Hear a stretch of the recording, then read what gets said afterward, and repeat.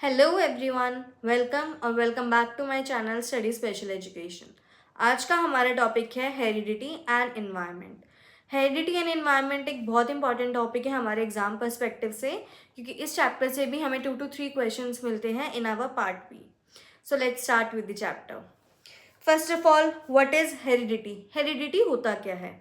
Heredity वो traits होते हैं जो हमें अपने पेरेंट्स से मिलते हैं through genes. Okay, so heredity means traits pass from parents to children through genes. मैंने अभी आपको यही बताया था, ट्रेट्स हमें मिले हैं पेरेंट्स से, कैसे? जीन्स के through. It includes physical, mental, emotional and personality development. इसके अंदर क्या क्या चीज़ें आएंगी? Physical, emotional, mental and personality development. A child inherits characteristics from parents at conception. एक बच्चा अपने पेरेंट्स के ट्रेट कब से लेना शुरू कर देता है? At the time of conception only. उसी टाइम से बच्चा पेरेंट्स के ट्रेट लेना, इनहेरिट करना स्टार्ट कर देता है। So next is laws of heredity. Heredity के 3 लॉज होते हैं।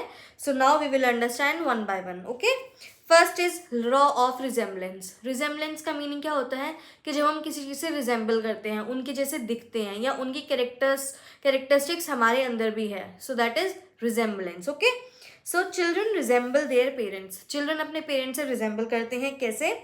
इंटेलिजेंस में, हाइट में, कॉम्प्लेक्शन में, डिजीज में, and there are many other things.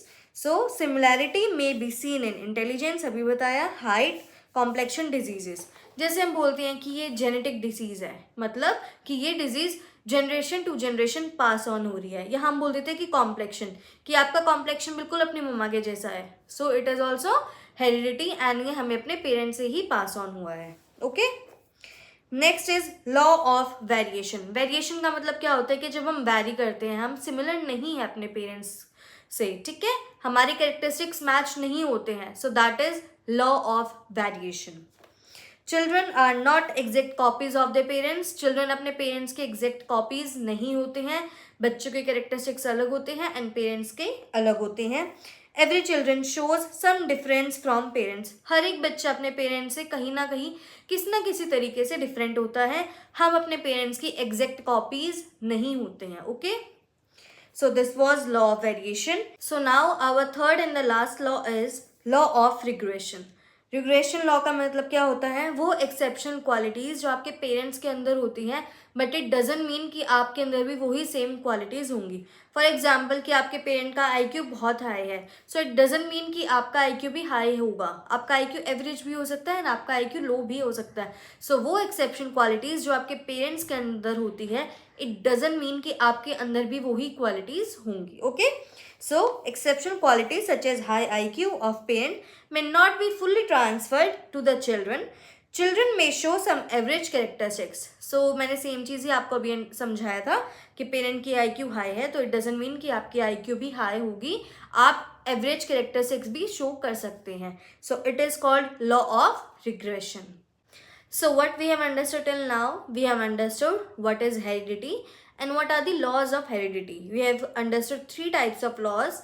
First is law of resemblance, second is law of variation, and third is law of regression. I hope आप सबको ये तीनों laws समझ आ गए होंगे. So now we will move on to our next topic, that is environment. Environment क्या होता है? एनवायरमेंट वो चीज़ें होती है जो हमें सराउंड करती हैं। So all the things that surround us is called environment. ये आपने सेकेंड या थर्ड क्लास में भी पढ़ा होगा कि एनवायरमेंट वो चीज़ें होती है जो हमें सराउंड करती है। Okay, so environment means all surroundings that influence a person's development. मतलब एनवायरमेंट वो चीज़ें होती हैं जो हमें सराउंड करती हैं एंड हमारी पर्सनल डेवलपमेंट को या पर्सन की डेवलपमेंट को इन्फ्लुएंस करती है। सो इट इंक्लूड्स फैमिली, इसके अंदर फैमिली आती है हमारी, स्कूल आते हैं, neighbourhood, nutrition and culture. So these all things comes under environment. There are 2 types of environment. First is natural environment and second is social environment. Environmental factors affecting development. अब हम वो factors पढ़ेंगे जो हमारी development को affect करती हैं. First is physical factor. Physical factor में क्या आएगा? हमारा क्लाइमेट एंड हमारी जोग्राफिकल कंडीशन, कि हम कैसे क्लाइमेट में रहते हैं, यहाँ की जोग्राफिकल कंडीशन क्या है, हम प्लेन में रहते हैं, हम डेजर्ट में रहते हैं, हम हिली एरियाज में रहते हैं. So these all things comes under physical factor. Second is family. Family हमारी फर्स्ट एजेंसी होती है सोशलाइजेशन की, क्योंकि हम सबसे ज़्यादा time in our starting years हम किसके साथ स्पेंड करते हैं, हम अपने पेरेंट्स के साथ स्पेंड करते हैं, अपनी फैमिली के साथ स्पेंड करते हैं। तो ये हमारी फर्स्ट एजेंसी होती है सोशलाइजेशन की। इट शेप्स आवर वैल्यूज़, वो हमारी वैल्यूज़ को शेप करती है, हमारी हैबिट्स को शेप करती है एंड हमारी बिहेवियर को शेप करती है। School and teacher. Teacher are role models. Teacher हमारे रोल मॉडल होते हैं। आप सबको पता है कि आप स्कूल में होंगे तो आपको कोई फेवरेट टीचर होगा जिसे आप रोल मॉडल समझते होंगे। And school environment influences learning and personality. School का इन्वायरमेंट भी बहुत ज़्यादा मैटर करता है, क्योंकि वो हमारी लर्निंग और पर्सनैलिटी को इन्फ्लुएंस करता है। And what are the other factors? बाकी फैक्टर्स क्या होंगे? Books, TV, media, friends, sports. तो ये सारे ही हमारे अदर फैक्टर्स के अंदर इंक्लूड हो जाते हैं। So now what is nature? Nature क्या होगा? Heredity, inborn traits and genetic factor. So ये तीनों चीज़ें किस में आएंगी? ये हमारे नेचर में आएगी, ठीक है। Second, what is nurture? Nurture क्या है? Nurture learning through social, environment and life experiences. Nurture के अंदर हमारा एनवायरमेंट आ जाएगा, हमारी लाइफ के एक्सपीरियंसेस आ जाएंगे एंड हमारी सोसाइटी आ जाएगी। ओके, सो आई होप आप सबको नेचर एंड नर्चर का डिफरेंस समझ आ गया होगा एंड हेरिडिटी एंड एनवायरमेंट का डिफरेंस भी समझ आ गया होगा। So now we will understand कि हेरिडिटी और इन्वायरमेंट से टीचर को क्या हेल्प होती है in education. First, helps teachers understand individual differences.